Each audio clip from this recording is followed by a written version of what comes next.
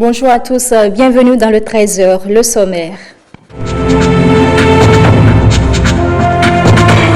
Le projet asphaltage suit son cours. Le ministre en charge du cadre de vie et du développement était sur les chantiers d'asphaltage dans la commune d'Abomey-Calavi.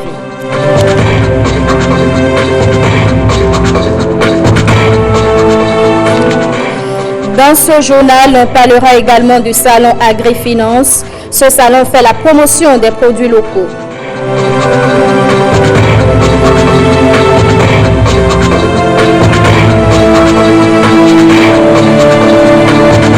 Et puis l'ONG Valeurs Albinos défend la bonne cause. Elle n'est pas restée en marge de la célébration de la journée internationale de sensibilisation à l'albinisme célébrée le 13 juin dernier.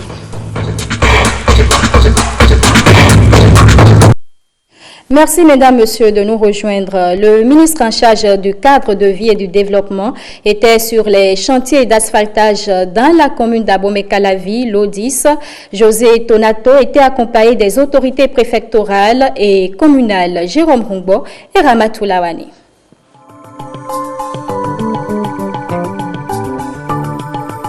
Abomey-Calavi fait partie des 9 communes de la phase pilote du projet asphaltage. Il s'agit du lot d'ISA pour 18 rues à asphalter sur 26 km. La mission de contrôle a annoncé un avancement de 16% pour un délai consommé de 46%. Ceci veut dire que nous sommes très en retard, mais l'entreprise nous a donné des garanties de pouvoir rattraper le retard qui est aujourd'hui constaté. Par ce projet, le gouvernement du président Patrice Talon est parti pour révolutionner complètement le paysage urbain des villes du Bénin. Le projet asphaltage est beaucoup plus complet et il va avec l'éclairage public solaire, il va avec les aménagements d'espaces verts, il va avec les équipements de sécurité, tout ce qui est équipement de carrefour, feux tricolores, barrières de sécurité pour la traversée des carrefours et tout ça. Il va également avec le mobilier urbain, banquettes, poubelles. Donc c'est un aménagement complet de façade à façade. Pour ceux qui voyagent beaucoup, c'est ce que nous voyons dans les autres contrées. C'est également de l'esthétique urbaine qu'il s'agit. Nous voulons du beau. Et le chef de l'État insiste là-dessus. Dans la foulée, des caniveaux ont été rejetés. Les caniveaux que nous avons rejetés étaient fabriqués avec des moules en bois. Ce n'est pas dans le cahier des charges. Le cahier des charges impose des moules métalliques avec des lubrifiants nécessaires pour mettre en œuvre, pour décoffrer, pour tout ça. Nous avons veillé à ce que ce détail-là soit assuré. Et le résultat est là. Les dallettes ébréchées, les caniveaux un peu gondolés. Quand on marche dessus, on n'est pas à l'aise. Il faut qu'on ait du plaisir par rapport à ce que nous apportons. À marcher sur les trottoirs, à marcher sur les côtés. Selon les études réalisées, pour 1 franc investi par l'État, le privé investit au bout de 3 ans 15 francs. Si nous faisons les voies, les gens vont construire des boutiques, les gens vont améliorer leur maison, les gens vont investir dans les services à apporter aux populations. Et aussi, le foncier va reprendre de la valeur. Si le foncier reprend de la valeur, il y a une autre paire de manches pour les collectivités. Comment est-ce que cette plus-value foncière qui est apportée par l'investissement est prélevée pour le compte de la mairie, parce qu'il faut que la mairie ait les moyens d'entretenir l'infrastructure qui est là. Préfabrication, mise en œuvre selon les normes de sécurité, accès des populations à leur résidence, filets de sécurité et passerelles, tout est passé au peigne fin. Il faut saluer ce projet initié par le chef de l'État et son gouvernement. Mais également, je saisis cette occasion pour saluer le management du ministre en charge du cadre de vie. Ces visites de chantier qui permettent vraiment de regarder ce qui se fait. Et je peux dire que c'est du marquage à la culotte, pratiquement. Surtout que c'est un sachant, c'est un expert. Et donc, on est heureux de faire cette visite de chantier avec M. le ministre, ce qui a permis de relever les insuffisances, les malfaçons et de donner des instructions fermes pour que l'entreprise se reprenne.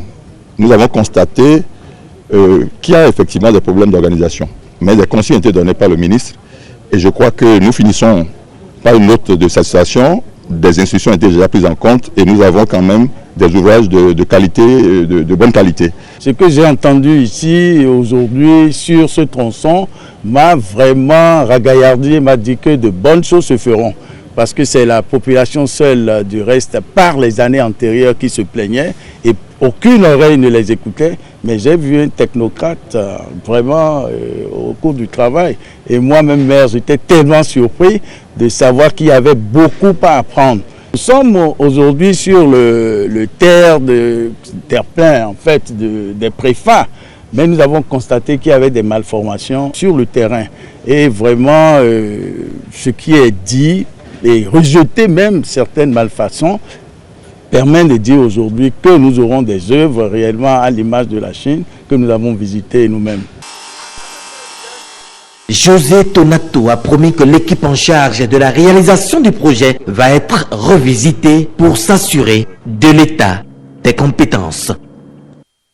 Et pendant ce temps, les investisseurs de la sous-région et du monde étaient en séance d'information ce vendredi, une rencontre qui a pour objectif d'informer les opérateurs sur les possibilités d'investissement dans le contenu du programme pour l'accès universel à l'eau potable en milieu rural à l'horizon 2021. C'est une initiative de l'Agence nationale de l'eau potable en milieu rural. Regardez. Elles ont pour seule source d'eau ce puits à grand diamètre. Nous sommes dans un village de Karimama où un habitant sur 10 a accès à l'eau potable. Une statistique qui n'est pas loin de celle donnée au plan national. L'accès à l'eau potable en milieu rural au Bénin, comme vous pouvez l'imaginer, n'est pas quelque chose de reluisant. Seulement 2 personnes sur 5 ont un accès qu'on peut qualifier d'accès.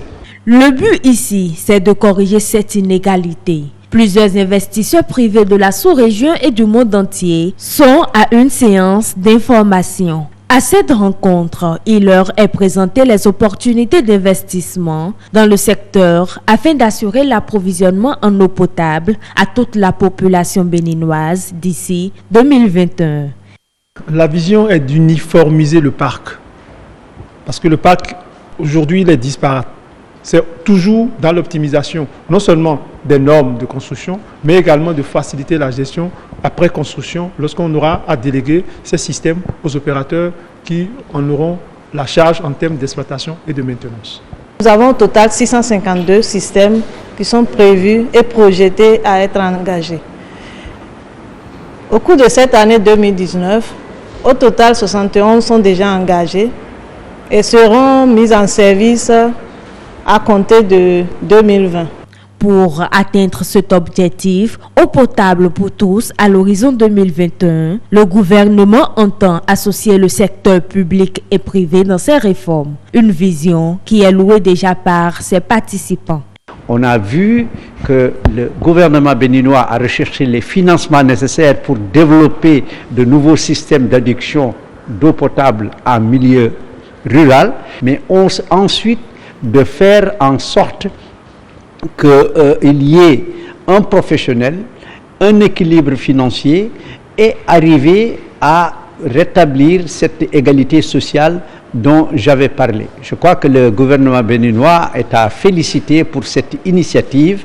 Nous sommes engagés pour aider le Bénin à accomplir et atteindre les objectifs des ODD, et ceci à travers des partenariats avec des autres bailleurs de fonds. Dans un élan de donner et de recevoir, les opérateurs n'ont pas manqué d'exprimer leurs besoins. Selon la feuille de route établie par l'Agence nationale de l'eau potable en milieu rural, des signatures de contrats sont attendues pour juillet 2020. Des produits locaux bien emballés, offerts au public, des articles sous différentes formes, prêts pour la consommation et qui répondent selon leurs concepteurs aux normes d'hygiène. Le programme Approche communale pour le marché agricole ACMA 2 en fait justement la promotion au salon de l'agrifinance. Rebecca Kenjahoundé, Louis Kodogbo pour le compte rendu. Un espace vert, des stands variés. Ici, on parle finance, mais surtout de l'agrobusiness, avec des produits entièrement fabriqués au Bénin. 100% bio. Bienvenue à Agrifinance, le salon agricole et financier. Un stand, c'est celui du programme Approche communale pour le marché agricole au Bénin, ACMA 2. Ici, ça renseigne, ça discute et ça achète surtout. Moi, je fais de la transformation de l'arachide, huile d'arachide et coulis-coulis. Mes collègues font du gari et les dérivés de manioc. Ici, c'est Zomi. Et on vend ça à bon prix. Et c'est bon à manger. Le programme Approche communale pour le marché agricole au Bénin est à sa phase 2. Un projet de 4 ans financé par l'ambassade du Royaume des Pays-Bas en République du Bénin. Il dispose d'un budget d'environ 12 milliards de francs CFA. Le but, améliorer la sécurité alimentaire et nutritionnelle des populations rurales. Vous allez voir que les produits qu'ils ont exposés aujourd'hui sont des produits très bien emballés, de très bonne qualité. Donc nous avons eu à travailler avec eux sur le processus de conservation des produits, sur les processus d'emballage, comment faire pour produire des emballages de qualité, comment faire pour faire des produits de qualité et vendre dans de très bonnes conditions. Donc nous avons eu à organiser déjà ces acteurs et dans le cadre de ces renforcements de capacité, nous avons aussi fait la connexion des acteurs aux institutions de microfinance. Donc si on les a invités ici aujourd'hui, c'est encore pour mieux comprendre comment se passe la connexion entre un client et une structure financière. Le programme est mis en œuvre par le Centre international pour le développement des engrais, IFDC, en consortium avec Air International, Bénin-Togo. La campagne de reboisement des établissements scolaires a été officiellement lancée ce vendredi au lycée agricole Medji de Sékou avec aux commandes le ministre en charge de la formation technique et professionnelle. Plus de 2000 plants ont été mis en terre avec la participation des apprenants forestiers et membres du cabinet ministériel. Lénaïka Bazaou, Daniel Ada. Maouyon Kako accomplit ici un acte fort pédagogique au lycée agricole Medji de Sékou. Le ministre en charge de l'enseignement technique et de la formation professionnelle met en terre un plan. Ce geste consacre le lancement officiel de la campagne de reboisement dans les établissements scolaires. C'est le respect aux instructions du gouvernement. L'année 2018, il y a eu un relevé qui a stipulé la mise en terre ou le reboisement des scolaires dans les établissements. Et c'est au respect à cet engagement-là qu'il est venu faire l'inauguration pour l'édition de 2019. Et c'est pareil dans tous les autres départements. Sur ce domaine, différentes espèces de plants sont mises en terre avec l'accompagnement de l'inspection forestière Atlantique Littoral. Les eaux forêts ont donné 2000 plants d'acacia auriculiformis, 50 plants de cocotiers et 50 Kaya sénégalensis. La décision du gouvernement qui institue le reboisement scolaire national, c'est une décision salutaire, d'accord, puisque ça vient accompagner toutes les autres décisions qui sont déjà en cours d'exécution dans le secteur forestier. Les autorités du lycée n'entendent ménager aucun effort pour un suivi rigoureux de la plantation baptisée professeur Maouyon Kako. C'est nous qui formons les forestiers. Donc l'entretien des arbres, c'est notre travail. C'est la formation qu'on donne. C'est pourquoi quand on plante d'arbres ici, ça ne meurt pas. Ça ne doit pas mourir, sinon tu as échoué dans la formation. Et si vous faites le tour, vous allez voir le nombre d'arbres que nous avons eu à mettre en terre depuis une dizaine d'années. Et ça fait une vingtaine d'hectares, sans compter les plantes ornementales. Ces lycéens fortement attachés à la protection de l'environnement sont déterminés à jouer leur partition sous le contrôle du proviseur pour l'entretien du site. Toujours aussi fort, c'est le thème de la 5e édition de la Journée internationale de sensibilisation à l'albinisme célébrée le 13 juin. C'est une journée qui permet d'attirer l'attention du public sur les difficultés rencontrées par les personnes atteintes de l'albinisme. Et justement, l'ONG Valeurs Albinos n'est pas restée en marge de cette célébration. Estelle Dokbonou, Simon Villon pour le point. La journée de sensibilisation sur l'albinisme se célèbre le 13 juin de chaque année. C'est à cette occasion que l'ONG Valeurs Albinos a organisé cet événement comme à son habitude. Objectif, solidariser avec les personnes atteintes de ce phénomène afin de réfléchir davantage sur leurs conditions de vie. Cette journée particulièrement, elle est une journée de réflexion. De réflexion pour mieux bondir pour les autres journées. Pour montrer réellement que nous avons d'autres actions qui vont permettre, pourquoi pas, à éradiquer ou pallier totalement au cas de cancer que nous avons traîné les années précédentes. Occasion pour les concernés de plaider à l'endroit du gouvernement puisqu'ils font partie intégrante de la population. Au nom de tous les albinos ici présents comme absents, je voudrais lancer un appel à l'État central, au président Patrice Talon et à son gouvernement de soutenir l'ONG Valeurs Albinos et surtout d'avoir un regard favorable aux personnes atteintes d'albinisme. L'État béninois a déjà pris conscience de cette évidence en mettant en œuvre plusieurs actions visant l'intégration des couches vulnérables et continue progressivement dans la conception et la mise en œuvre des programmes et politiques de développement, créer bien sûr les conditions qui permettent la pleine participation de ces cibles concernées au processus de développement. Les albinos se trouvent de nos jours être victimes de discrimination dans le monde. Toujours aussi fort n'est donc pas un thème choisi au hasard. Ce qu'on demande à travers ce thème-là, c'est beaucoup plus de résilience, c'est de ne pas abandonner, de croire en ses rêves, en ses potentialités, et tout ira pour le mieux. L'ONG Valeurs Albinos se battra jusqu'à son dernier souffle pour que vous soyez de grands hommes demain. Des talents artistiques sont découverts. À Clounou-Lokbo et Dami, nous sommes créés du même Dieu. C'est la note musicale qui vient mettre un terme à l'événement.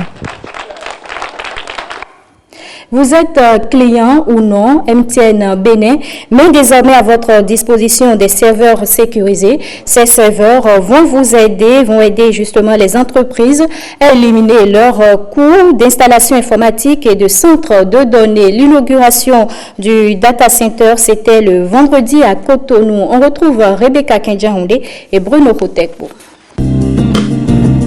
Des serveurs virtuels et physiques dotés de capacités personnalisées, des vidéos de surveillance, des agents de sécurité et même un système de refroidissement. Bienvenue dans le data center de MTN Bénin. Une solution technologique proposée par la maison de téléphonie mobile pour l'hébergement et le stockage des données personnelles. En tant qu'entreprise, nous sommes à l'avant-garde du nouveau monde, le monde digital. À travers l'inauguration du data center de MTN Bénin, nous vous offrons une alternative d'externaliser vos besoins de centres de données pour vous aider à améliorer la disponibilité et la performance de vos applications. Il faut noter aussi que les équipements installés dans le data center sont du plug and play, c'est-à-dire tout le câblage électrique est déjà fait, tout le câblage réseau est déjà fait. Vous amenez simplement votre serveur, vous le rackez, vous connectez simplement, vous faites votre configuration et vous gagnez en temps. MTN Data Center s'adresse à toutes les entreprises, y compris les startups. Il propose toute taille de serveur en fonction des besoins du client. Une première au Bénin, d'où la mise en place des normes de sécurité, de confidentialité et de disponibilité de l'énergie électrique. Avec nos data centers, les entreprises peuvent se connecter avec leurs serveurs et leur équipement à la distance, en pleine sécurité. On a une équipe qui est disponible 24 sur 24 pour assurer la sécurité. pour assurer le bon fonctionnement de le data center et pour assurer les continuités des activités de chaque entreprise qui est chez nous comme un client. Avec toutes ces initiatives, MTN Bénin se veut leader dans le domaine de la téléphonie mobile et incontournable dans celui de la technologie. Son objectif à terme, aider le gouvernement dans sa politique de faire du numérique un pôle important du développement au Bénin. 10 mois, 10 mots sous toutes ses formes. C'est un jeune concours pour mobiliser les jeunes lycéens dans l'écriture de tests de genre littéraire. L'édition 2019 a rendu son verdict samedi à Cotonou. Ramatou Lawani et Estelle Dokonou pour plus de précisions. Ils sont au total 11 sur environ 200 participants à tirer leur épingle du jeu concours 10 mois, 10 mots. C'est un exercice qui permet de révéler les talents d'innovation et de créativité des jeunes à partir de 10 mots sous toutes ses formes. Une activité phare de la francophonie en vue de rehausser le niveau de la langue française. C'est un grand défi pour la francophonie de s'investir dans l'amélioration de la qualité de cette langue. C'est en cela que je salue cette initiative du jeu concours 10 mois, 10 mots. Dans le cadre des événements de la francophonie, le concours 10 mois, 10 mots sous toutes ses formes contribue jusqu'ici une opportunité pour l'Institut français du Bénin de renforcer ses liens avec ses partenaires francophones et évidemment avec la Commission nationale permanente de la francophonie. L'Association des professeurs de littérature du Bénin se réjouit ici de la prouesse dont ont fait preuve ses lauréats et ce, à travers la lecture et l'écriture. Quand les jeunes s'intéressent à l'écriture, nous nous retrouvons dans un univers qui permet véritablement de promouvoir la langue française et c'est un véritable plaisir pour l'association de contribuer un peu à cela. Chers lauréats, vous allez devenir, à partir de la fin de cette cérémonie, des ambassadeurs de la promotion de la langue française dans vos établissements respectifs. Les méritants du jeu concours 10 mois 10 mots sont venus de plusieurs départements du Bénin. Ils sont appelés à relever le niveau de la langue de Molière au sein de leurs établissements respectifs. Le groupe Vlisco se rapproche davantage de sa clientèle. En plus de la boutique principale de Ganri, Vlisco s'installe dans le quartier Kadjeon les Cocotiers. La nouvelle boutique de vente de pain imprimée a ouvert ses portes vendredi matin au Siana Moussou. Yves Agodopessi pour une visite guidée. Dites oui avec Vlisco. C'est le nom de la nouvelle boutique de Vlisco du Bénin. Des pains au motif unique, imposants et attrayants. Tradition et modernité se rejoignent pour combler les attentes des amoureux du beau pain. Ce que cette boutique a de particulier, c'est qu'elle est 12 ans plus jeune que la première boutique et qu'elle vient avec un nouveau concept, avec quelques particularités. Nous sommes passés d'un ton de couleur gris foncé, par exemple, sur un ton de couleur indigo, qui est la couleur principale d'impression des produits wash. Ce que nous faisons ici surtout, c'est profiter de ce lancement pour présenter également des nouveaux produits, parce que la marque s'aventure désormais sur des pistes nouvelles, donc des produits faits à base de satin, des produits faits à base de coton popeline, des produits faits à base de coton tuile, des produits faits pour de nouvelles utilisations autres que celles habituelles que nous connaissons. La nouvelle boutique est située dans le quartier Kadjeon les Cocotiers.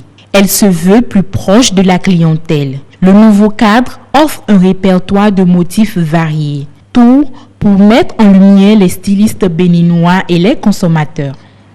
Moi j'adore le pain, je travaille beaucoup avec Vlisco depuis des années et j'admire beaucoup la variété de matières et de dessins et de couleurs qu'il y a de plus en plus.